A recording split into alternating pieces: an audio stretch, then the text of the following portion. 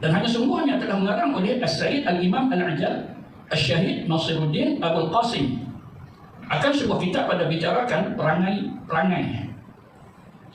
Seperti dia ni, Abul Qasim ini, Abul Qasim Al-Ansari, yang meninggal pada tahun 511 Hijrah, atau ada yang kata meninggal pada tahun 512 Hijrah.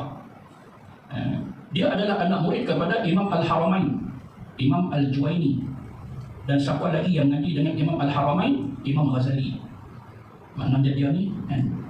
Pada zaman Imam Ghazali. Siapa dia ni? Imam Abul Qasim. Dia ni ketokohan dia disebut sebagai Nasirus Sunnah, orang yang membela sunnah. Dan banyak hujah-hujah berkaitan dengan akidah. Pandangan dia cukup rendah. Dan dinisbahkan dia kepada Naisabur, satu tempat yang melahirkan banyak ulama-ulama besar. Naisabur. Belakang tu gelar ada An-Naisaburi.